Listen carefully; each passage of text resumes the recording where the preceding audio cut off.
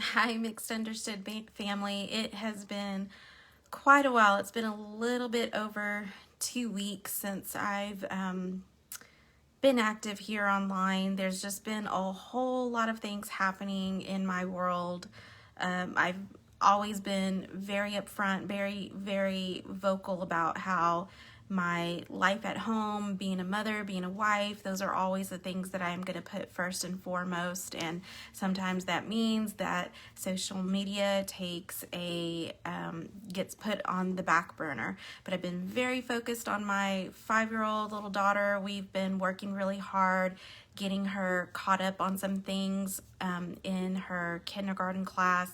Been working super hard on helping her with writing, with reading, and it's totally different whenever you are a virtual student than whenever you go to school in person. But that's a decision that my husband and I made, that we want to just stick with virtual school. It is working for us to an extent. There's definitely pros and cons to both sides, whether you're in person or whether you're virtual. There's pros and cons in both, and you just have to decide for yourself which is best for you and for your family. But I had to come on today. I definitely could not let today pass without coming on and talking about this amazing moment in our country's history, our very young country. It's only been a little over 200 years compared to other countries who have been established for generation upon generation upon generation. 200 years really isn't that much. And I'm just really excited. My girls and I, we got all dressed up. We had our pearls on. I would love to share a picture, but I do not share pictures of my kids on social media. But we got all dressed up, and we watched the vice president and the president being sworn in today. I printed off some Kamala Harris pictures from the internet that the girls are coloring right now. And it was just really exciting. I think the thing that was the most interesting to me looking through a 5 and a 4-year-old's eyes is how to them this was completely normal that a woman could be vice president. It wasn't even a thought of, oh, I didn't know a woman could do that, because for them, it's what they've always known.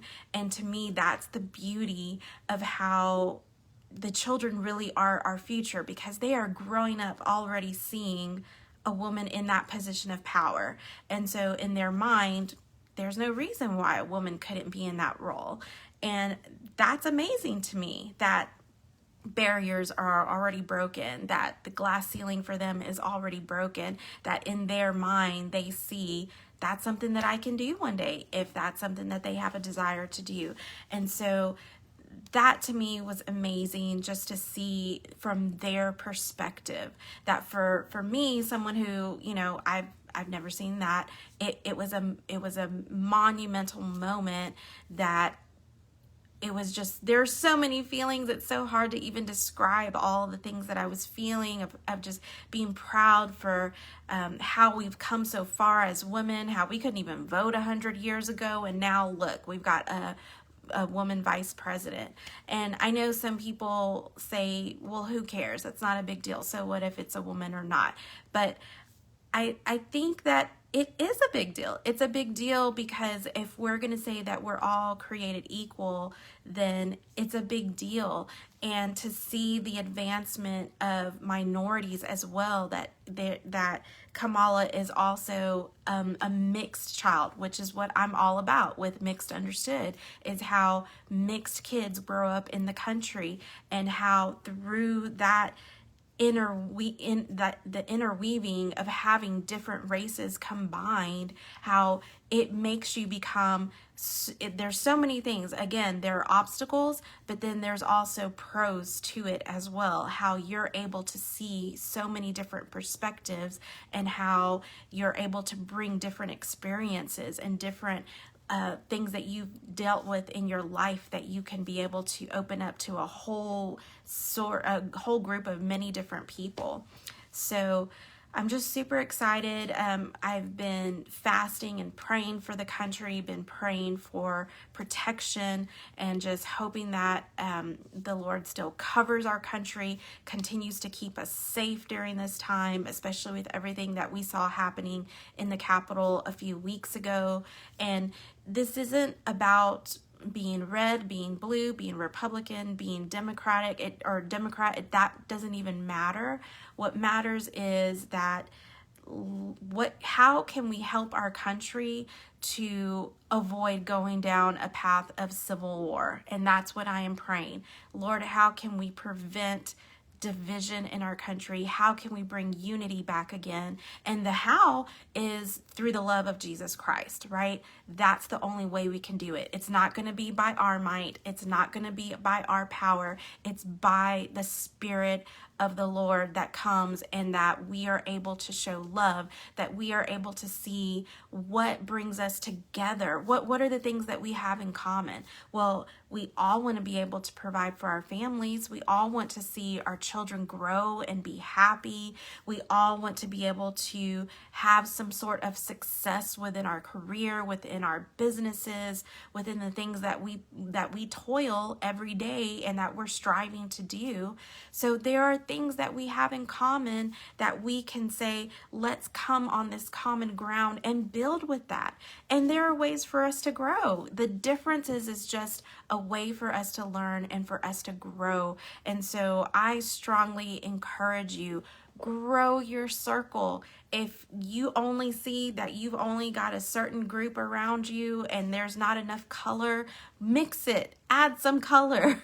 I told my kids that when you put sprinkles on your ice cream, do you only want one color of sprinkles, or do you want to see all the rainbow sprinkles? You like to see color. We like to see color. And God is so big on diversity. That's why he created so many different animals, insects, trees, flowers. There's diversity all around nature, and that's because God loves diversity. He created us this way because we each bring something unique and something special. That's why there's not two people that are created the same.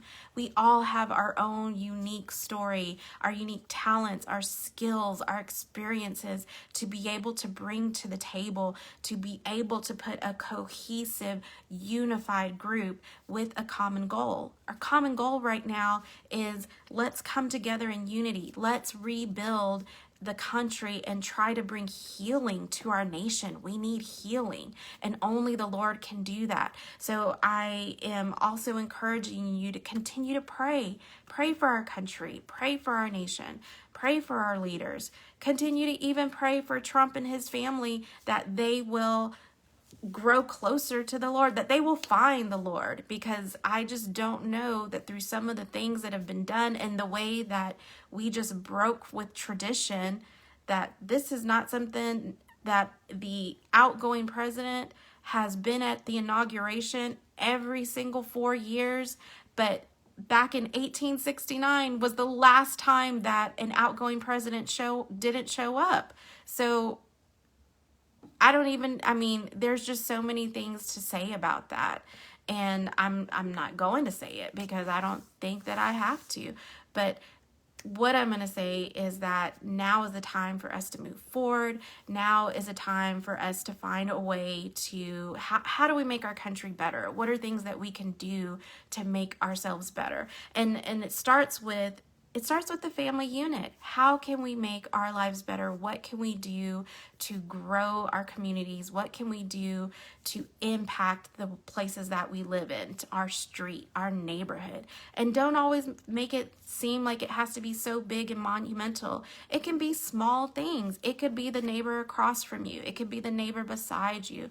It could be at work. It could just be your coworkers. Like, there are ways in which we can grow. There are ways in which we can learn from one another. And it just takes a willingness. It takes a willingness and an intentionality to say that this is what I want to do. This is what I'm going to do for the sake of my community that I live in, for the sake of my family, and for the sake of our country. Because I think our country genuinely needs healing, and we need to see unity again.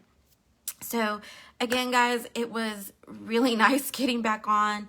I've missed being able to come and talk to you all, and it's nice to be here again today. And like I said, I could not allow this day to go by without commenting on this historical moment that we got to experience. And if you didn't get to see the inauguration this morning, I'm sure you'll be able to catch up on the highlights. And just wanted to say I love you all. Thank you so much. And I will be seeing you guys again soon. All right, everyone. Have a great week. Continue to pray for our country. It's a wonderful country that we live in. And thank you all so much for your love and for your support. Have a great day, everybody.